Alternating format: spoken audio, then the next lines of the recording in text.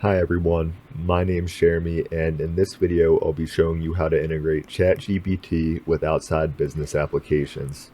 In the example I'll be showing, I'll be entering information into a form in HighGear that includes fields such as symptoms that a patient is experiencing, in addition to their diagnosis and prescribed medical treatment. When the form is submitted, Zapier is used to pull information from the HighGear form and present it to ChatGPT. Zapier will ask ChatGPT a set of questions in order to receive a second opinion on the doctor's diagnosis and treatment. After this takes place, responses to the questions that were asked to ChatGPT are recorded and inserted into the HighGear form so that the patient and doctor will be able to see how the AI assessed the doctor's opinion. The first step in creating this integration involves setting up a HighGear workflow to make a connection to Zapier when the intended form is submitted. We're now in Zapier where we've configured our trigger step in the automation. You can see we've connected a HighGear account to Zapier and specified which workflow and node from HighGear will trigger this Zap. Moving on to step 2 in the Zap, we're retrieving all of the information related to the task that was submitted in HighGear. To do this, we've created a Get Task step in Zapier and inserted the Task ID dynamic content that was generated in step 1 to identify which HighGear task we want information to be pulled from.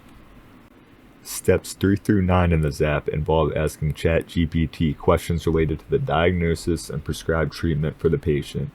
Each of these steps is set up in the same manner. The only differences between them are the content that is inserted into the user message field of each Zap. Each step uses different dynamic content that was either retrieved from HighGear or the conversation with ChatGPT that is taking place. You can see each of the different messages that are sent to ChatGPT as it goes through all of these steps, as well as the dynamic content that is used in each of them. Finally, in step 10, we're updating the submitted form in HighGear with all of the information provided by ChatGPT. You can see that we're specifying which task should be updated, the form associated with the task, as well as the HighGear fields we would like to update. Within this, you can see which responses we're choosing to fill in the different HighGear fields that are being edited. In the HighGear fields titled Additional Diagnosis question, we formatted the response provided by ChatGPT in step 6 to be separated into different text fragments whenever there's a semicolon found in the response. In step 6, you can see we've instructed ChatGPT to list off its 3 additional diagnosis questions and separate each of them using a semicolon in order for the text formatter to perform its intended action. We are now back in HighGear where we've placed a decision node that is waiting for Zapier to fill the following HighGear fields with the responses from ChatGPT. After this takes place, a HighGear action node is used to change the status of the form to AI diagnosis received. After the user acknowledges the diagnosis, in the situation that ChatGPT determined that the diagnosis was correct, the status of the form is changed to proceed with treatment. If the diagnosis is incorrect, the status is changed to treatment to be reassessed, and the assignee is changed to the individual who originally submitted the form so that they can correct their diagnosis. For the last part of this tutorial, I'll show you what happens step by step within Zapier and HighGear after the patient treatment form is submitted and integrations with ChatGPT are made. We're now back in Zapier where the submitted form from HighGear was found in step 1. In step 2, you can see that Zapier was able to pull all of the information from the HighGear form to be used as dynamic content in the following steps in the Zap. Moving on to step 3, you can see the message that was sent to ChatGPT in the first content field that is presented on the screen. The symptoms listed were inserted dynamically using information from the second step in the Zap. If we scroll further, the second content field shows what ChatGPT's response to the message was. Step 4 in the Zap uses the same dynamic content that was inserted into step 3.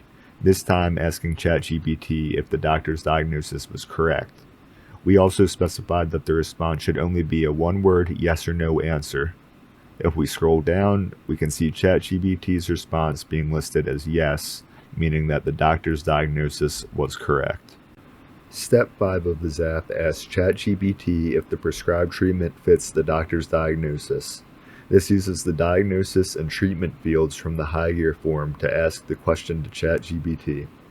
We also specified this step to return a one-word yes or no answer as well, and we can see that the response was no, meaning that ChatGPT doesn't think the prescribed treatment should be used.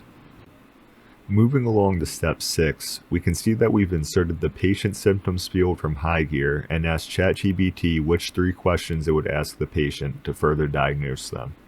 In the output, we can see the 3 questions, all of which are separated by semicolons in order to format the text in step 7.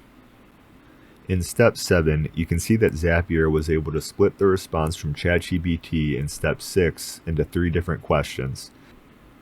In step 8, we asked ChatGPT which treatment should be prescribed based on its own diagnosis that was given during the 3rd step of the Zap. Scrolling down, we can see what ChatGPT thinks that the prescribed treatment should be.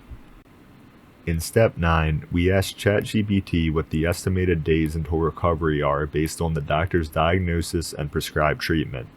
In this example, we can see that ChatGPT responds by saying that the doctor's treatment will likely not be adequate enough based on the symptoms listed. It also states that the patient will recover within 7 to 10 days if the correct precautions are taken. This response makes sense based on the previous answer that was given, where ChatGPT stated that it would not use the doctor's prescribed treatment.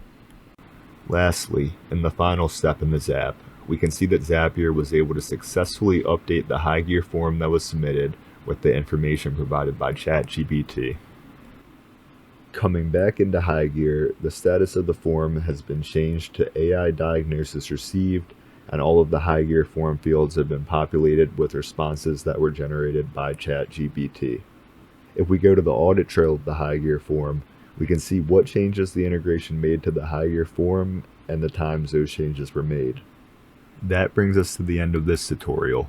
If you want to learn more about Zapier, HighGear, or ChatGPT, links to their websites will be listed in the description below. Thank you.